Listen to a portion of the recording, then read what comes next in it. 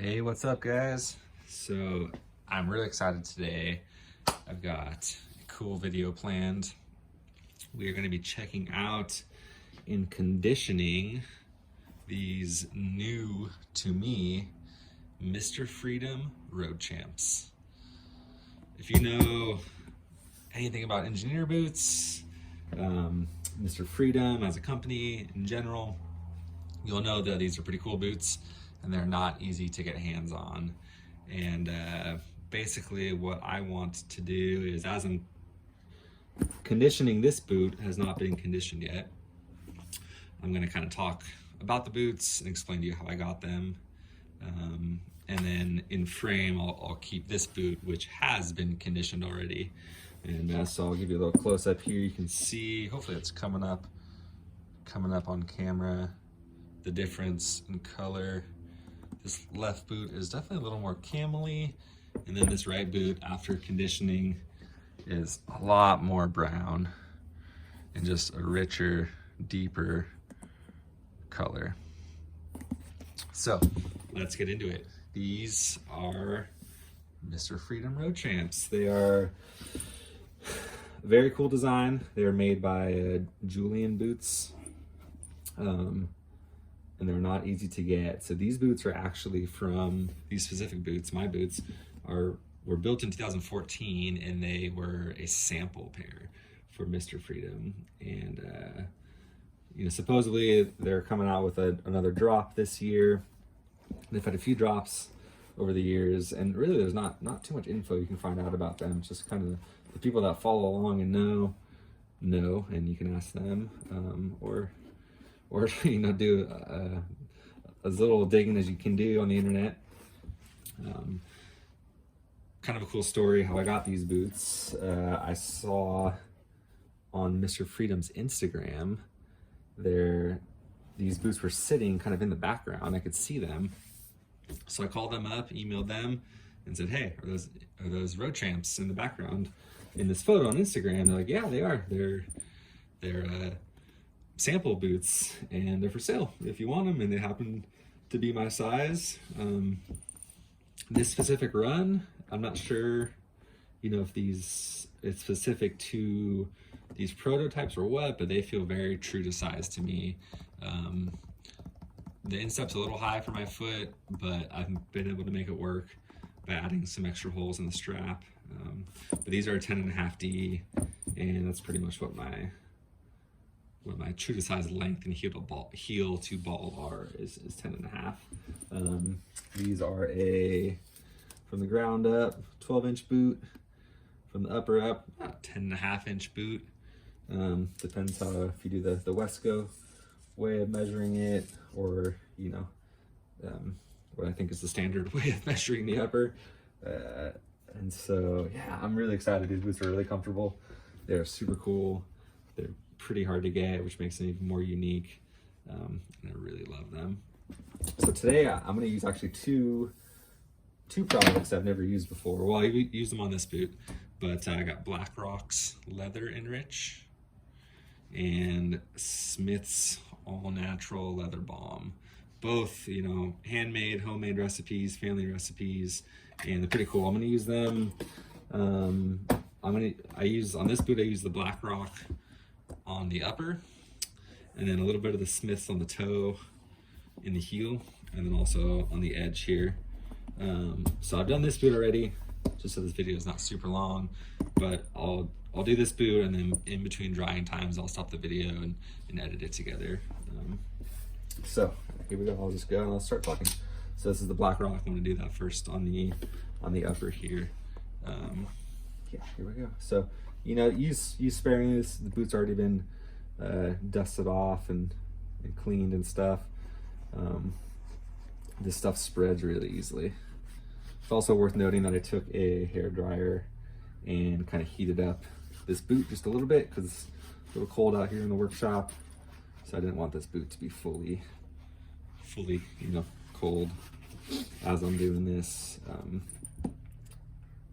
I got excited to try out these new products. I usually use like Bic 4 or Saphir Renovateur, but I've been hearing a lot of people talk about both these products online, both on Instagram and the forums. And I wanted to give them a shot. I think it's cool to support, small family-owned businesses. Pretty cool. And so far, I really like the results on the right boot. So we're gonna go ahead and do it on this boot too. And although these boots did not feel necessarily super dry, they have been kicking around since 2014. So I really don't think they've ever been conditioned since new. I'm not sure why they would have been. They were never sold. They were, on display, collecting dust in a dirty shop. Over the years, people had tried them on their leather soles, leather bottoms with the cat's paw heel. And so I've been wearing these boots for about a week now, but they did have a little bit of wear already. Not much, just light scuffing. I think that was just from, being tried on in store over the years. So these things, even though they didn't, it doesn't feel dry, it still has a little bit of pull up in this leather. It's not really a heavy pull up leather, but they still, I could tell that they were in need of a conditioning, and I'm excited to do it. So Blackrocks and Smiths actually both suggest that you just use your hands to apply the product. Part of the whole, all natural thing, which I like that. I like that it's not, a bunch of silicones and whatever in the product there, so you don't have to be worried about the skin contact. I'm just gonna get every inch of these boots. So the straps, the little side gore here, which is cool. I think it was possibly a little more of an olive green originally, but maybe it's just been faded over the years from indirect sunlight, something, or maybe that's just what these came as. Again, these are prototype boots, so I'm really not too critical on the QC and stuff, since these were samples from the factory. I think that it's hard to say. Hard to say this is even the final spec or the leather. Mr. Freedom really couldn't tell me too much. They told me it's a full veg tan cowhide. They didn't know what tannery the leather was from, and that's about all they knew. That's about all they could tell me.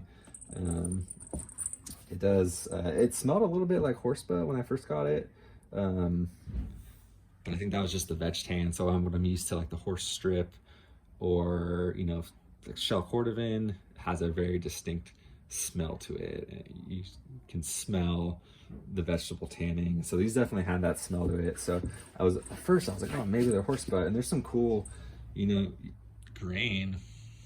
You see that grain, but I think it's pretty pliable. I think this top leather was maybe tumbled a little bit. I'm not sure. The Vamps were really tight though. Before I creased them, they were tight. If you check did I post them on Instagram? I'll post them on Instagram, a photo before I started wearing these. I took a really nice album of these before I started wearing them.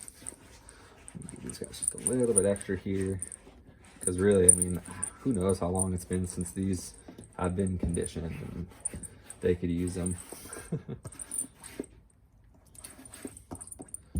Cool. So that's the Blackrock. That stuff, it's funny. It actually kind of smells like Kahlua a little bit, like alcohol. Whereas the Smith smells like straight up like cocoa butter. Yeah, cocoa butter. And stuff it's a lot harder. It's a lot harder. Here we go. So I'm gonna do just a little bit on that edge. It's a lot waxier than the Blackrock. So it's probably doing it a little bit of a disservice just to use it on the edge here, but I think it's just gonna help penetrate and also help protect that.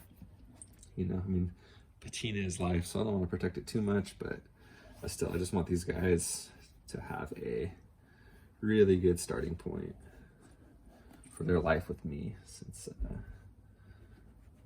they'll be staying around.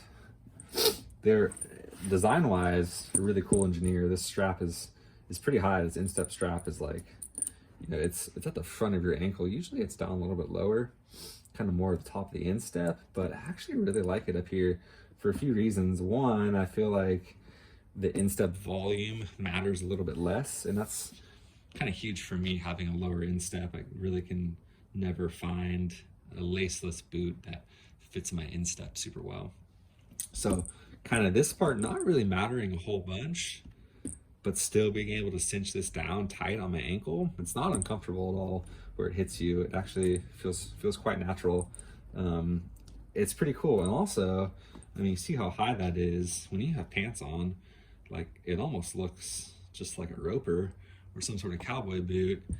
So if you're, you know, curious about engineer boots, but a little bit nervous about the style, you know, whether you can pull them off style-wise or not, I'd say something to this effect. And I've noticed that the Leathers Things motor engineer boots also have that strap is higher up. So those might be ones you want to look into, something that's not so obviously an engineer.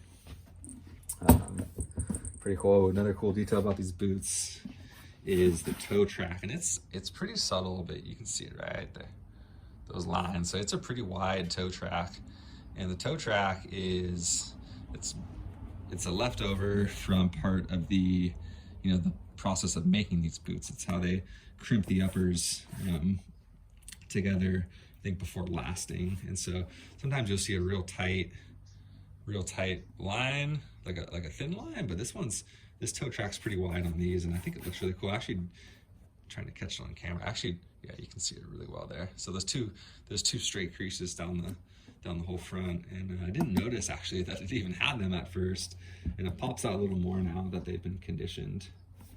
A couple other things. Let's see. I love these stitching details on, you know, the strap attachments. Just a cool little detail that you don't really see too often. It's a unique design. Back strap, you know, no pull loops. Like I said, this is typically like it looks a little more olive green on Mr. Freedom's website of the upcoming boots. There's a tag there, Mr. Freedom, Los Angeles, California, the Road Champ boot. There's a stamping there, 10.5, a little hard to see. I love how pliable these straps are. They're really soft, you know, when these break in and they start to droop down like that, they're gonna look really cool. Cat's paw heel so far has been good, and honestly, I mean, it's been raining here, but I've been wearing these, and this sole is pretty tough. It's not been too slippery. This is the longest I've ever worn a leather sole. I've had a few boots that I didn't wear them through breaking, they just didn't fit me right, so I moved them along, but they were leather sole. So I've been excited how flexible this is, how comfortable it is. You can see it's brass tacked in quite a few spots. I'm not sure, I might add some toe taps to these. Something about there, maybe, I don't know. I don't want it to show. I'm afraid it might look goofy, so I might just rock them. If I start to get close to wearing through that outsole into the midsole, then, you know, maybe I'll do something about it. But for now, I might hold off on those. I thought originally I was going to do it just to help preserve these boots, but I don't think I'm going to do it. The last is really cool though. I mean, look how flat that toe is. Unstructured toe, and I mean, it's flat. That thing is chiseled. When it fully collapses, it's gonna look so good. Give you an idea of the toe shape. It's a little bit, you know, I have those new Benzene engineers on their new square toe. They call it the Kapak Last, and they're pretty similar. These are a little more round, but this is a very, you know, clinch-like toe profile. Just how flat that is. I mean, like, you can fully compress it there. Slight woodsman heel, nothing too crazy. It's not super angled, but, you know, it's almost closer to a block heel.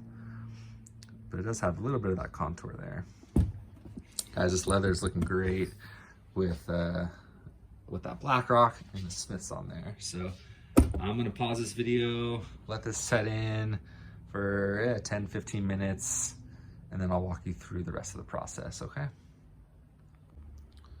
All right, guys, so it's been about 15 minutes, and I just got a cotton rag, which is just an old cut up white t-shirt. When my white t-shirts get stained, I retire them for shop rag use and just cut them up. So now what I'm gonna do is just kind of buff off any excess a black rock on there.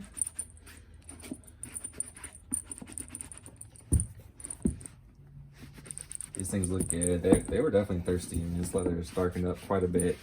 You know, veg tan leather is pretty well known for darkening up, and I mean, I think this is probably, I suspect this is probably a little closer to what these looked like when they were new, and then just over the years.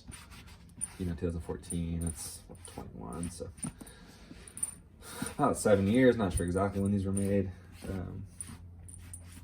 Sitting on a shelf. So, all right, we've buffed off the excess. Man, that leather just looks rich now. That they're not lying. Leather and rich. It has really richened up the tone and color and just depth of color in this leather.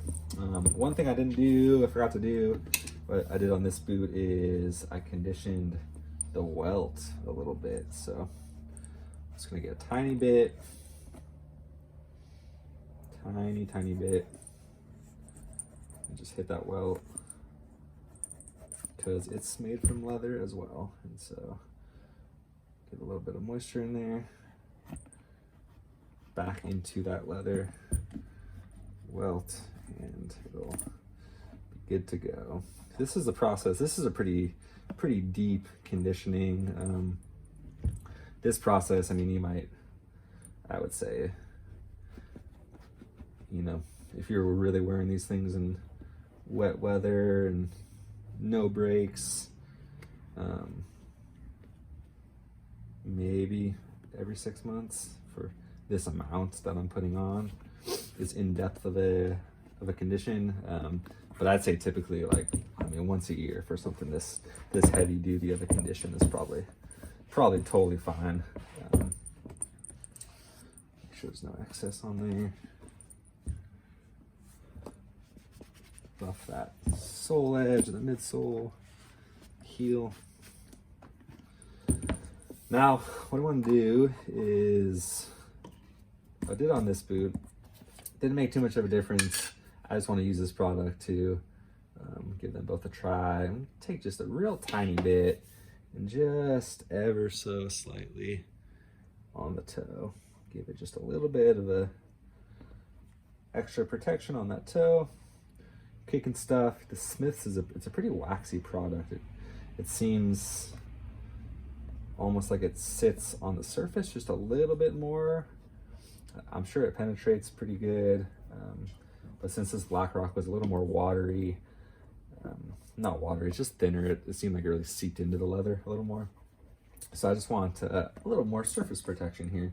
And then these heels get, you know, the sides just get a little scuffs while you're walking. This inside here especially, I always have a pretty gnarly heel strike. You know, the boots, as you're walking, strike each other if you walk like I do, apparently.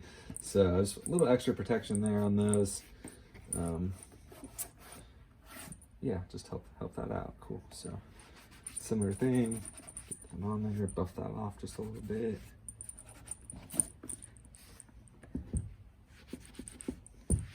It's crazy how different these two products smell. I'm serious, the Smith smells like, I mean, it smells like you could eat it. Straight up just like cocoa butter. And the Black Rock smells like you could drink it if you like Kahlua. So there we go. And then now just a little bit of a buff with a horsehair brush.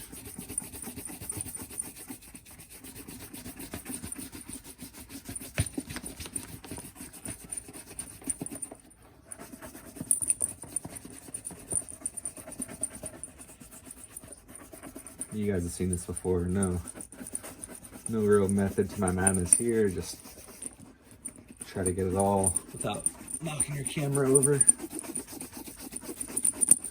Usually this thing just goes flying out of my hand. Try to hold on to it. I think I've almost knocked a kid out or two over the years.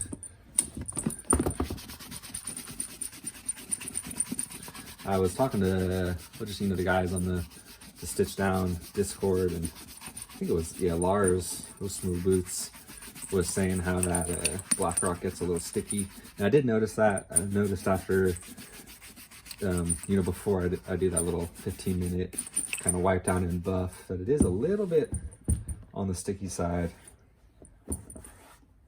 But after that little bit of a wipe down and then a good buff with the brush, it's not so sticky anymore. Oh yeah, one thing I wanted to say was these straps, I'm not sure if this was original spec or just because these were sample boots, but these straps, both the instep strap and the low strap, only had 3 holes in them, which is not much adjustment. And so I've actually added 2 more on these and 1 extra hole on these. So I got 1, 2, 3, 4. Because I liked being able to get this top one a little bit tighter. This one's a little bit. I'll do it right now on camera. I like getting that top one just a little bit tighter, and the instep strap definitely needed to get tighter for me. So that one was good. That was a necessity. This 4th hole up here, not really a necessity. So these are a little bit wider than say it's not too big of a shaft. A little bit wider though than like a Lofgren or a Mr. Lou, which both I've had. Now I just have a pair of Viberg Engineers at the moment, and the Benzines in these. This is all I have. But yeah, so I added 2 more, so I got 5 holes on this instep strap and 4 up on the top strap. So there we go, guys. Fully conditioned, refurbished Mr. Freedom Road Champ boots. Let me know what you think. Pretty unique boots. Let me know in the comments what you think. And yeah, I'll see you on the next one.